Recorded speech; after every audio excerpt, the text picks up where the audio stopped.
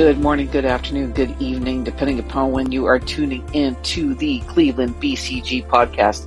That stands for Browns, Cavs, and Guardians.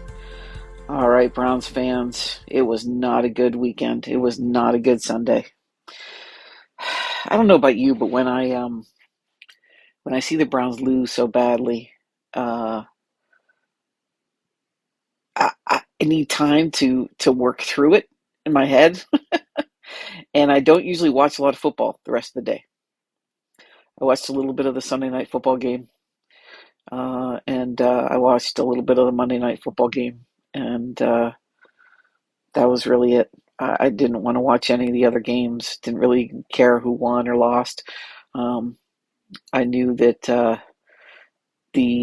Steelers and the Bengals were losing, so that you know was some small uh, hopefulness. But had we won, it'd be totally different. Um, but at any rate, so we lost very badly on Sunday to the Baltimore Ravens, 28-3. Um, drives me crazy. Drives me absolutely crazy. Um, it was a tough day for our defense as well. They definitely played much better than the offense, but it was not. Watching them the first three games, and then watching them this last game was tough. It looked like we were playing a lot more zone, and for whatever reason, we do not do well with zone. Um, but that's what it looked like to me, and I have not gone back to rewatch it because, quite frankly, I haven't wanted to. Um, so yeah, it was. I had a tough time getting through it the first time. Um, but uh, but yeah, it was a tough day. And then when I saw Miles go down, I was like, "Are you kidding me right now? Like Chubb is down, Conklin is down, Deshaun is down, and now Miles is going to get hurt." Um, doesn't look like that's anything major, thank goodness. Um, so, but the whole Deshaun thing, I'm not sure how to react to that. Um, from all accounts that I've heard from those that saw him throwing the ball before the game, he could not throw it more than 10 yards. Or lucky if he could throw it 10 yards, not sure. But he definitely wasn't throwing over 10 yards. So those are the reports that I'm hearing. So if that's the case, then if he'd have played, we'd all said, "Why did you let him play?" Right? So I think that it was probably good that they listened to him and he did not play, because if you can't throw over 10 yards, what good is it? I guess,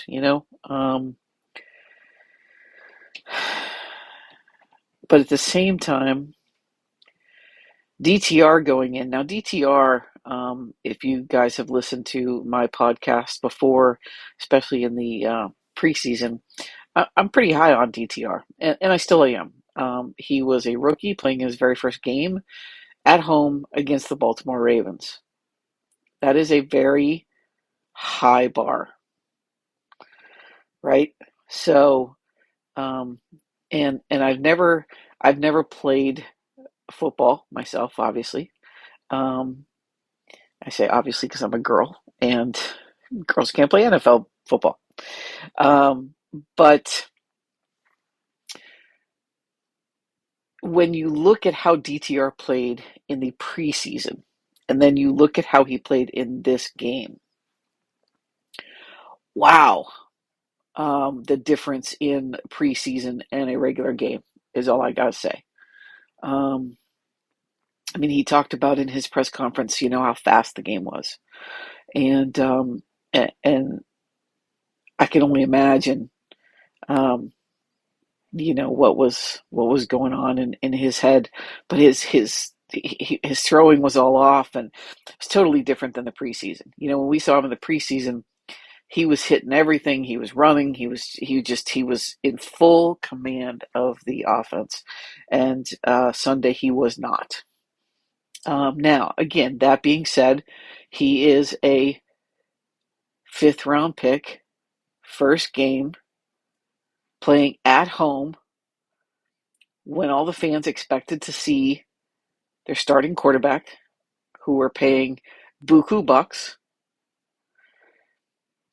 against a huge rival. So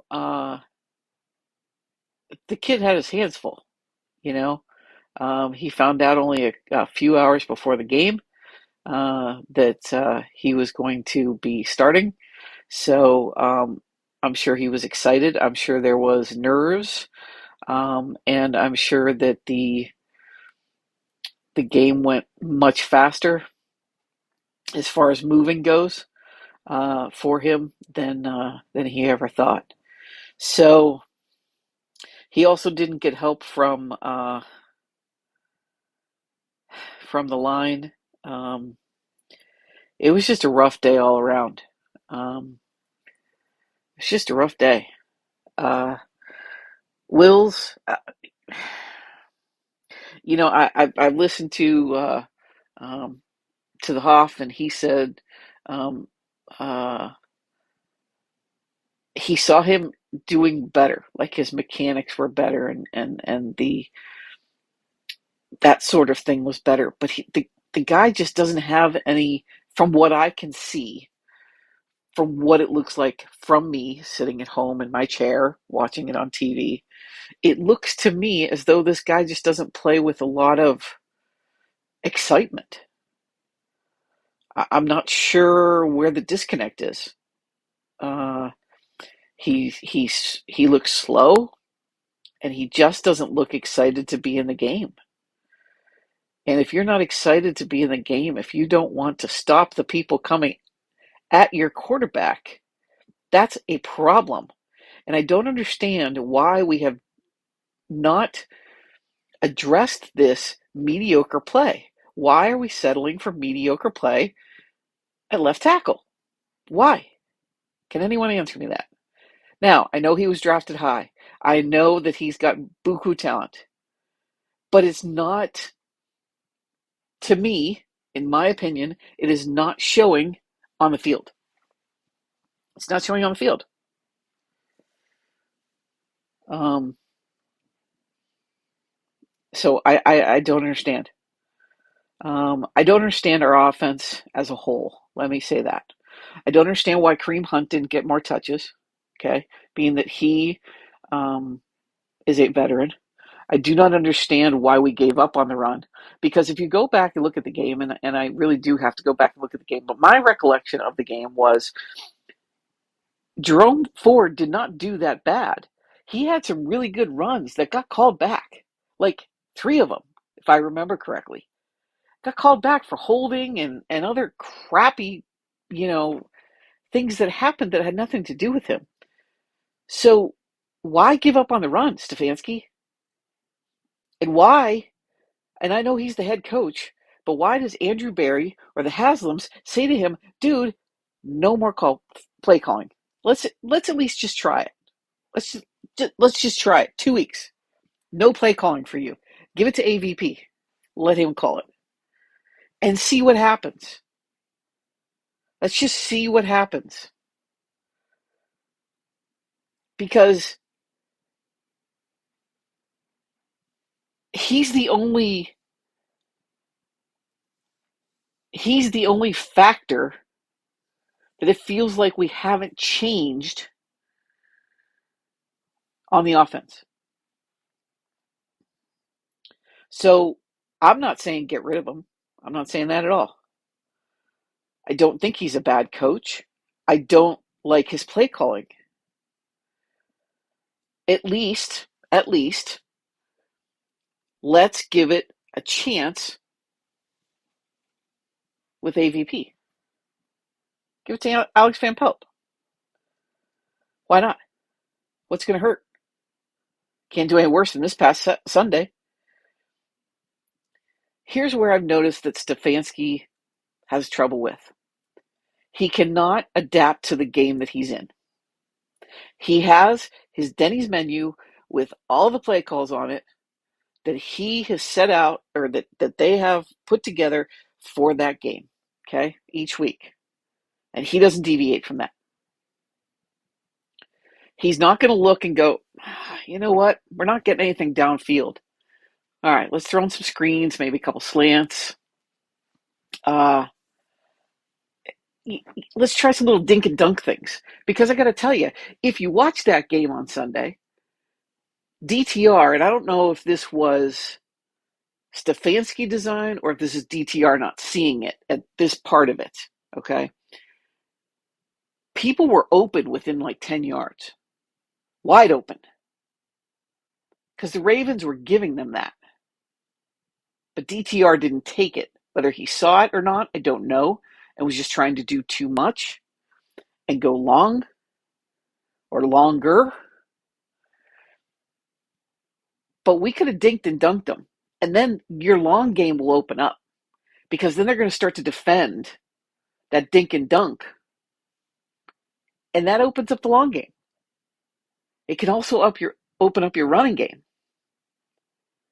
So I don't understand. That's one of the things that I've noticed with Stefanski over the 4 years that he's been there, is he doesn't do well at adapting in game. In game. It seems to me that game plan obviously was for Deshaun. Okay? And that's fine. I don't doubt it. I don't criticize him for that at all, because Deshaun kept saying, I'm going to play, I'm going to play, I'm going to play. Right?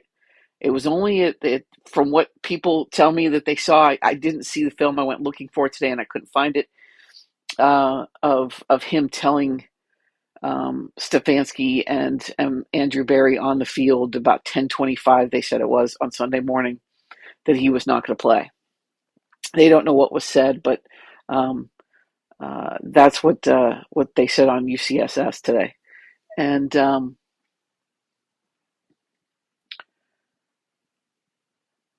so, that being said,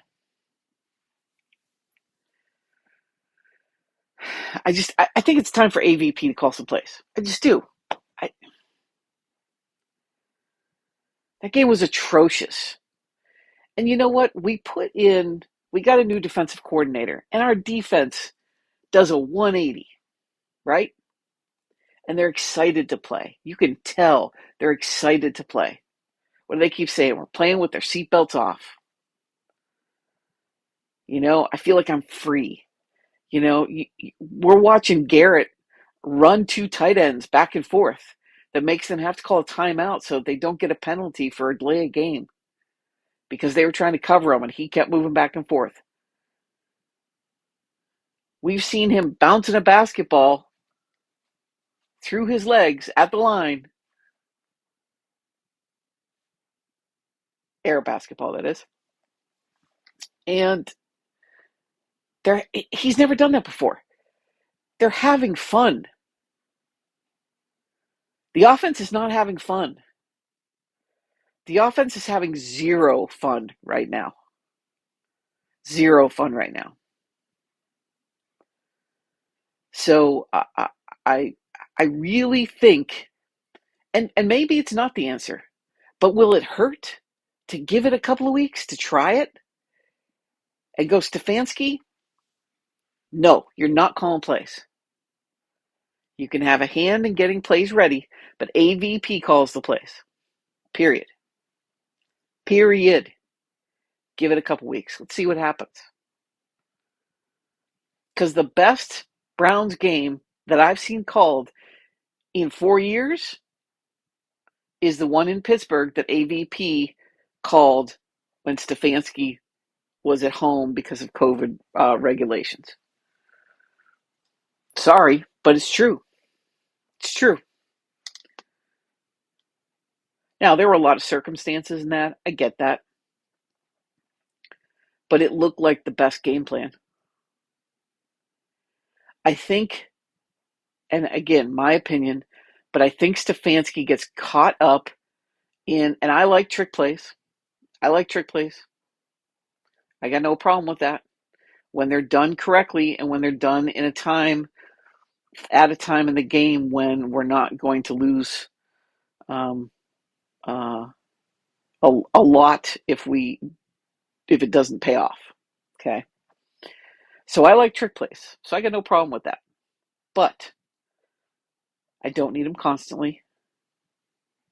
I need screens. I need slants. I need the regular stuff that works. That works day in and day out, no matter who you're playing.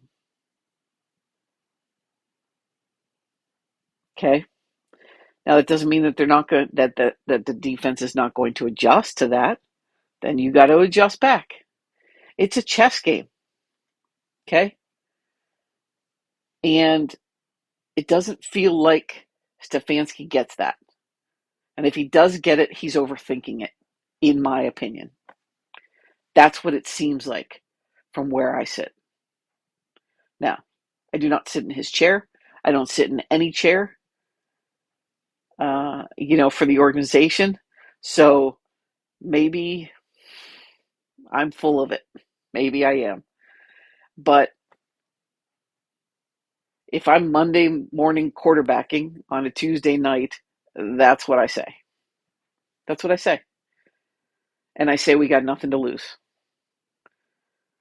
Because when you play that bad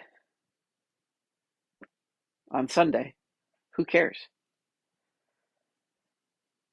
It doesn't hurt. You're still early in the season. Give the playbook to AVP and let him do it. Period. Period. I think Barry and the Haslams need to stand up and say that. That's what I think. No offense to Stefanski. Like I said, I don't want to fire him. I don't want to fire him. I think he is a good head coach. But I don't think he's good at calling plays. Wow, that was a tongue twister, wasn't it? It's my opinion. At least I'd like to see what it's like without him calling plays. Let's put it that way.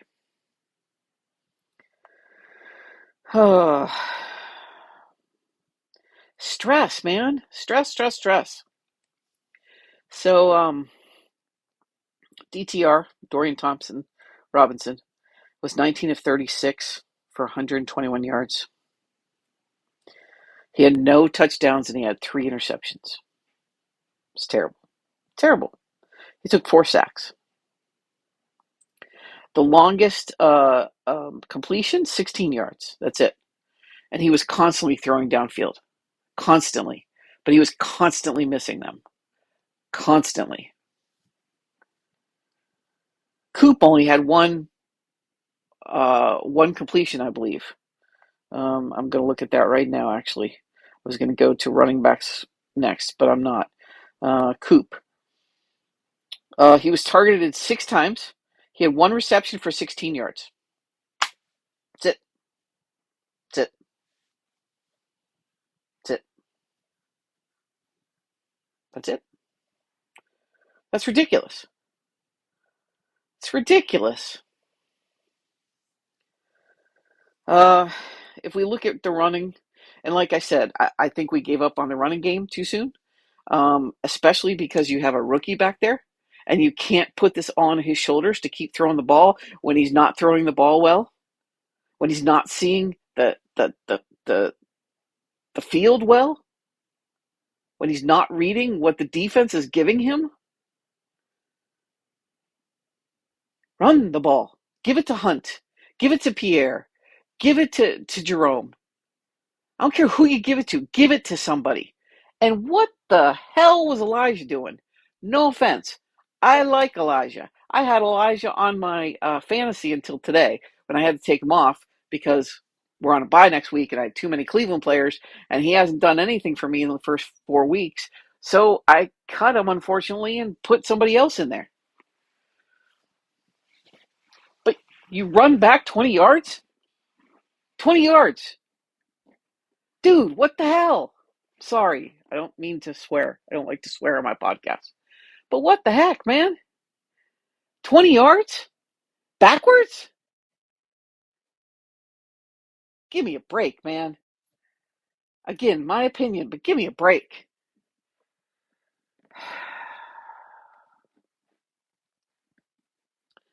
He had, here's Elijah. He had 1 carry for minus 20 yards.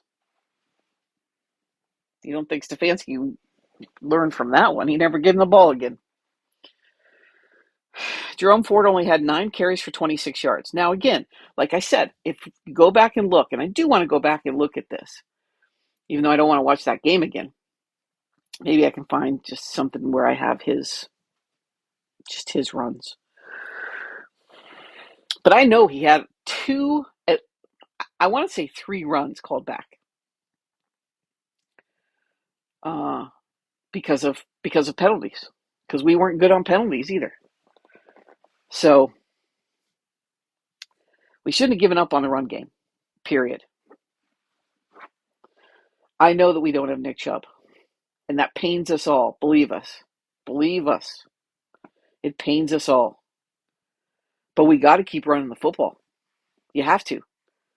We run the football in Cleveland. So the only way Jerome's going to get better, the only way Pierre's going to get better, and the only way Hunt is going to get more reps to get him into game shape, because he just came here last week, is to keep giving the ball. Now, I'm not saying every time, because you definitely got to throw the ball, because they work hand in hand. If you run the ball, the passing game opens up. If you pass the ball, the running game opens up. See how that works? It's like football 101. And yet, we didn't do that on Sunday. Can you tell the stress that this causes? Look, I've been a Cleveland Browns fan since I was a little girl. I was a little girl. And I grew up a tomboy. And I played football in the street with my brother and all the boys in the neighborhood, because there were no girls my age in my neighborhood. So I played football and baseball, basketball, wiffle ball, baseball. Played all those games. We played football was the most. Well, football and baseball. We played a lot. We played a lot of basketball too, because I had a basketball hoop on my thing, because I also played on team for school. But we played a lot of football. I don't know why I was saying that. I don't remember why. Uh, and again, don't get me wrong. Some of you are probably going, "Yeah, but you're a girl and you played in the street. This is the NFL." You're absolutely right. Believe me, I'm not comparing the two at all. I don't remember why I was making that point. Why was I making that point? There was a point to why I was telling you that, but I don't remember what it was. Anyway. Okay. Pierre Strong had 5 carries for 49 yards. He was in late, though, so that's probably why he got more yardage. He did have the one really long run, too. Actually, he had a 40-yarder. There you go. There you go. That was his long, 40 yards. So, DTR had 4 carries for 24 yards. Elijah Moore, like I said, 1 carry minus 20. Harrison Bryant was 1 carry for 2 yards. That was another sort of a quarterback sneak but he takes the ball from center and sneaks it to get the first down. And Kareem Hunt only carried the ball 5 times for 12 yards. That's not enough. Kareem is your veteran. You should have turned to him and said, "Kareem, our rookie needs help. Go help him." Hit Kareem coming from the back. He catches the ball very well from the backfield. Run him out from the backfield. Little dink and dunk. I'm sitting here and I'm thinking, how do you not tell your quarterback, take the little stuff, take the dink and the dunk, and the long stuff will open up. The 15 to 20 yarders will open up, maybe even more than that.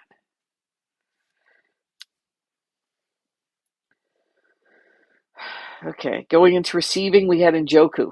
Njoku, by the way, who played, who apparently had an accident at his house on Friday, and he was burned.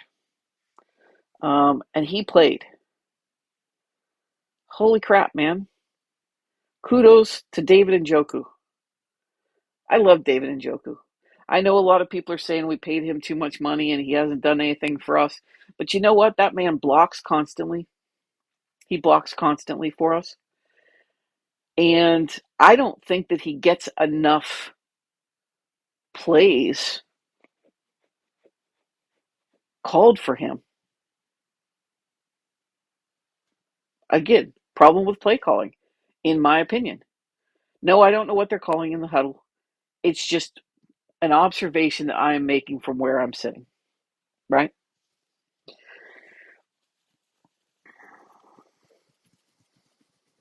Oh, I think I know why I was saying that. I think I was getting to the point of I've been a Browns fan since I was a little girl. I played football, that kind of stuff in the streets. Grew up, a tomboy. Um, with my brother and all the boys in the neighborhood. And I am a diehard Browns fan, and so I get stressed out, I think is where that was coming from. I think that's where I was going. All right. Jerome Ford, as far as receiving, he was targeted 6 times. He had 5 receptions for 19 yards. David Njoku, I started with him and gave him all kinds of kudos, and never told you what his stats were.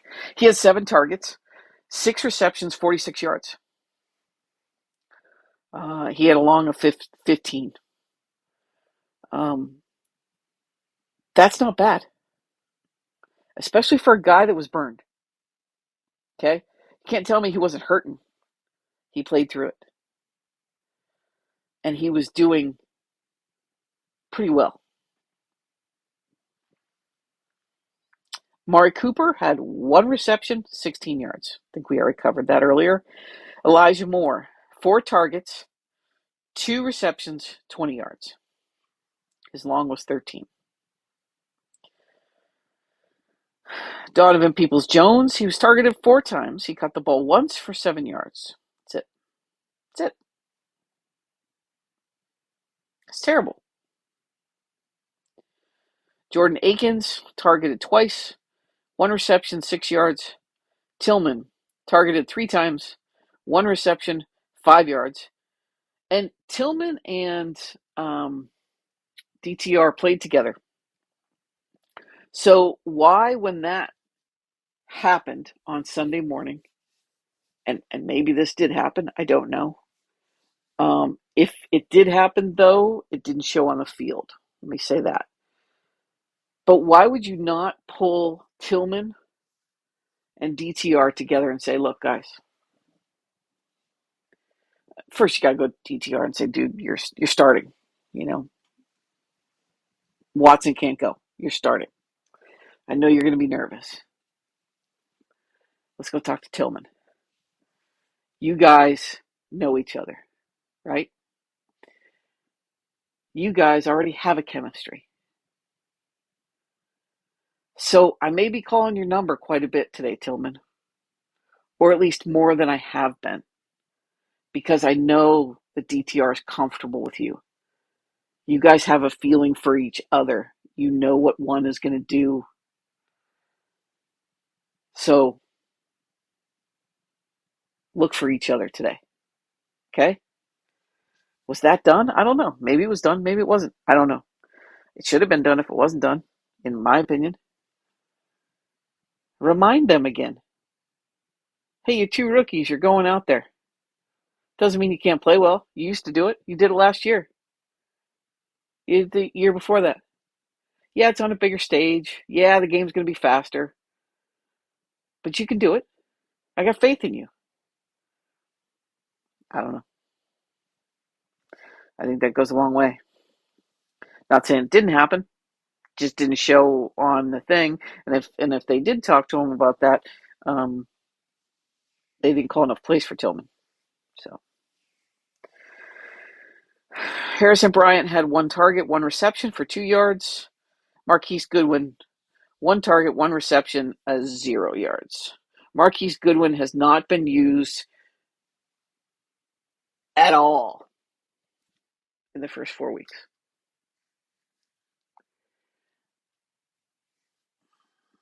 It's really, really frustrating. Man, I'm stressing out just talking about this. Man, oh man, oh man. I think it's a very good thing that we have a bye week. I know that all of us were probably going at the very beginning when we found out that this was our bye week, back in preseason, going, oh, man, really? Really? 5 weeks in? Come on. No, I think we need it. I think we absolutely need it right now. We need it to get healed up. Now, this bye week is not going to help Chubb. It's not going to help Conklin. We're not getting those guys back this year.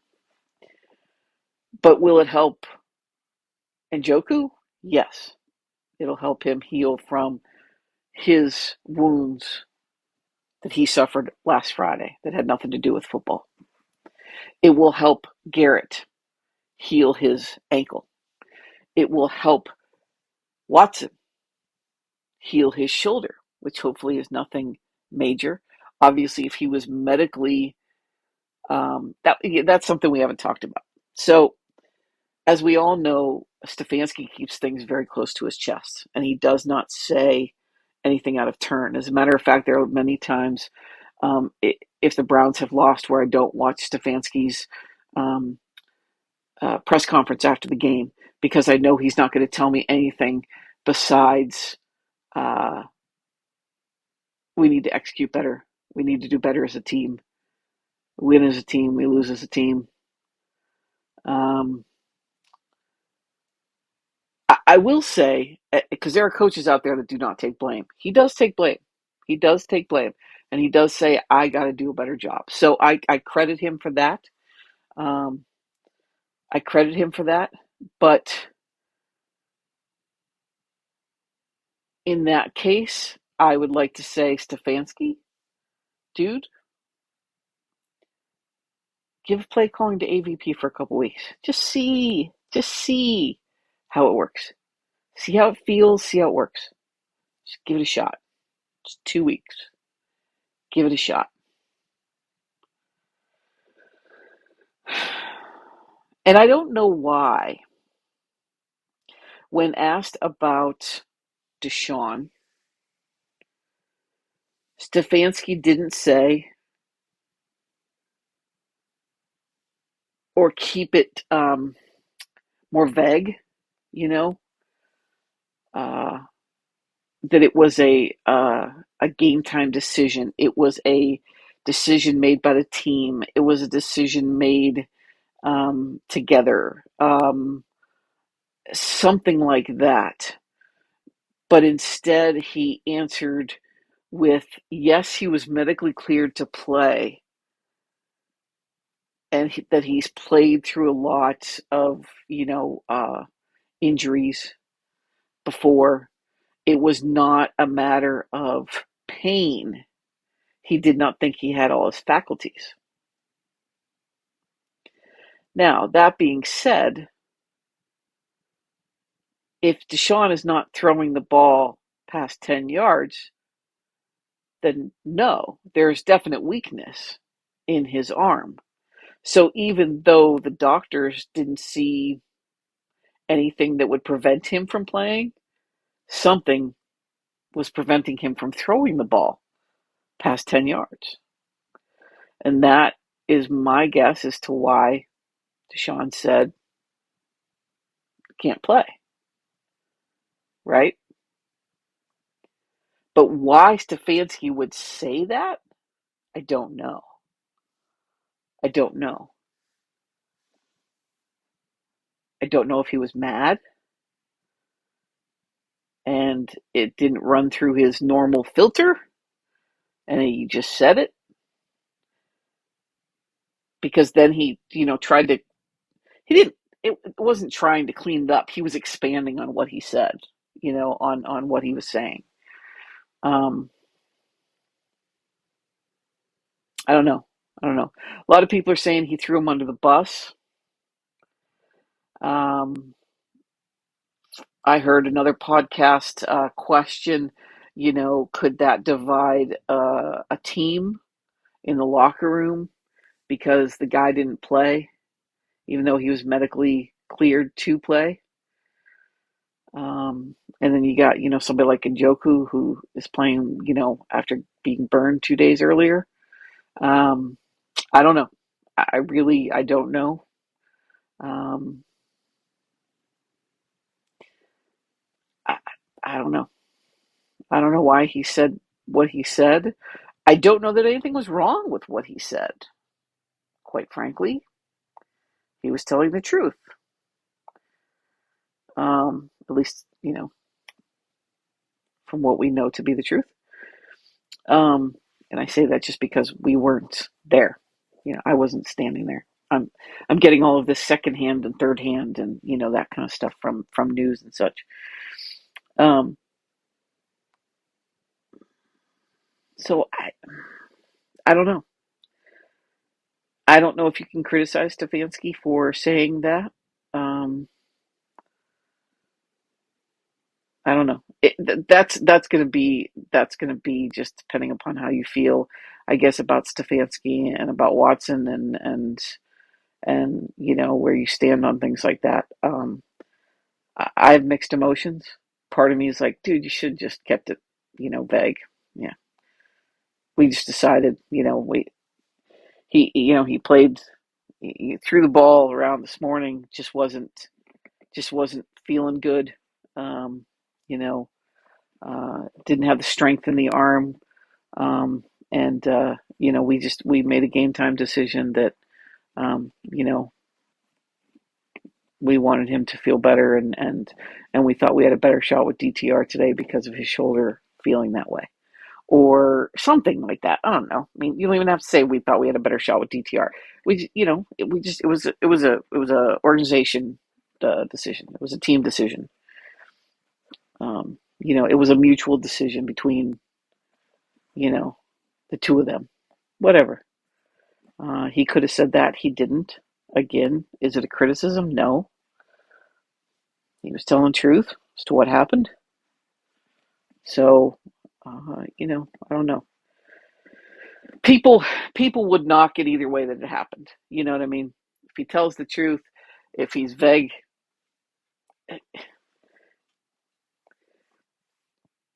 Here's the thing about social media and about everything today, that we all have opinions. Of course, we all have opinions. We're humans. We all have opinions, and so we all voice our opinions. Um, and sometimes that's good. Sometimes that's bad. Um, if it's not done in a I don't want to say professional manner, because social media is not professional, but if it's not constructive, I guess, I don't know. We all have differing opinions, and we all have different levels of stress, and of we have different beliefs on different things, and we all perceive things differently. So we're all going to have differing opinions, and that's okay. That's okay. We just have to stay open to everybody's opinion and hear it for what it is. You know, there are times when I am disagreeing with someone on something, um, and I'll say to them, "Well, tell me more about this. Tell me more about that." Sometimes they'll look at me like, "What are you trying to do?" And I'm like, "No, seriously. What am I missing? Like, if you feel that strongly about this, what am I missing?" And I genuinely like to know, because maybe I am missing something. I don't know. What are you seeing that I'm not seeing? you know. Um, and that's what I'm doing right here on my podcast. I'm saying what I'm seeing from my chair, watching my TV. Um, and I like doing that because I like giving my opinion. I like talking about the Browns. I love talking about the Browns.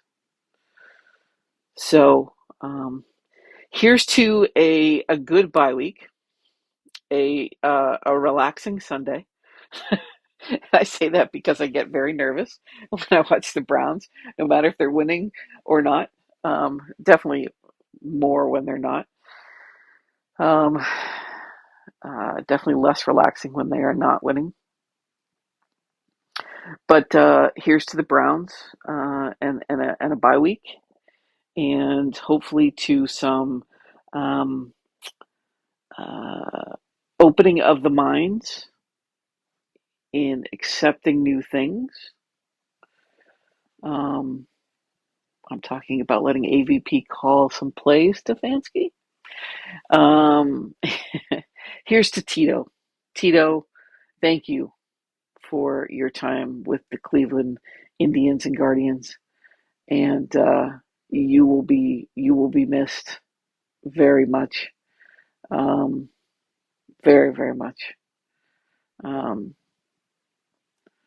and here's to the Cavs who had media day yesterday, and uh, I'm very excited to see our new team together.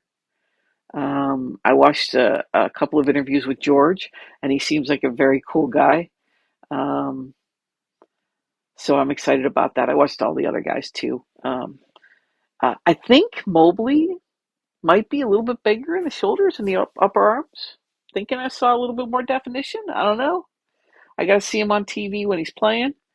Um, but it looked like he may have. Mobley said he put on about 7 pounds of muscle, so that's a good thing.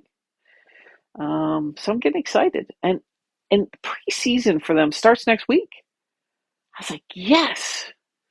So I'm very excited about that. The Guardian season is over, of course. Like I said, we're saying goodbye to Tito as he retires, and that's a sad thing. But we wish him nothing but the best, and thank him for everything. And we look forward to the Browns being better when they come back from the bye and giving San Francisco its first loss, unless they lose this coming up week, which could happen. Don't know. And if so, maybe it's the second loss that we give them. Um, and I'm looking forward to the Cavs. So there you go. A lot of good stuff happening. So thank you, everyone, for tuning in to the Cleveland BCG podcast. No matter whether you're listening in the morning, in the afternoon, or in the evening, I hope you're having a great one. Thank you so much. Please tell your friends and family if you enjoyed listening to this. You can find this podcast on Spotify, on iTunes, on Podbean, anywhere where you get your podcasts. So, all right, have a good one. Take care.